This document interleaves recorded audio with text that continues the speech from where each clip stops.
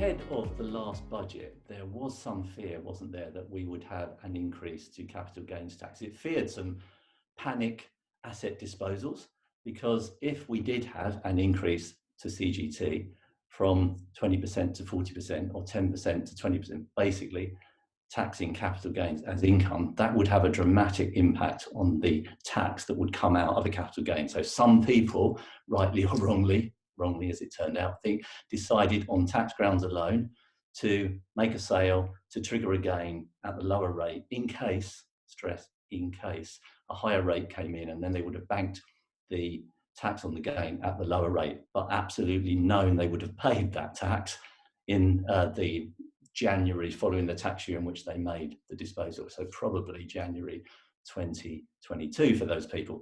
So that tax increase didn't come about, but we have had some further discussion of the importance or the rightness of linking capital gains to income tax, i.e. taxing gains as income from the US. Joe Biden has suggested, and the Democrats have suggested, that capital gains should be taxed as income in the US. And basically that would mean moving the CGT rate up in the US from 20% to 39.4%, just under 40%, so not unlike what it would be here.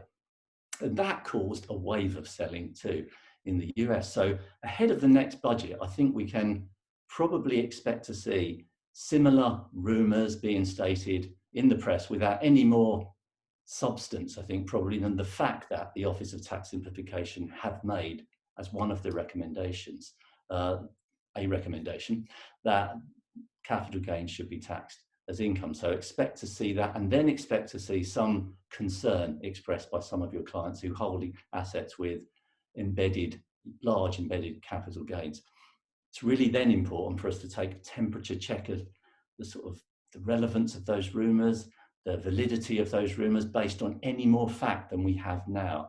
And this is where behavioural coaching, such a big driver of the advice alpha that a great advisor delivers, becomes so important, to take the heat out of the decision making and to look at it rationally and say, okay, let's draw a line down a piece of paper or an iPad or whatever you use and say, look, actually, if we do this, this is what the position will be. If we do that, make the sale, for example, then this is what the position will be. You know you'll have a liability. You may pay a liability earlier than you would otherwise. Is it something you would have done anyway? Certainly, if you can make a disposal that falls within the CGT exemption, absolutely do it. We should do that every year anyway. And that might be a prompt, so basically, as we go towards the next budget, to treat that budget, it's something I said earlier in the year as well, as the end of the tax year in relation to thinking about your tax planning. So just saying, expecting to see further rumours about CGT increases as we move towards the next budget, but so far without any further substantiation to them. Yeah, the OTS have looked at it, but nothing more. We can be no more certain. We just need to keep our ear to the ground, which we will be doing on your behalf through our Techlink bulletins.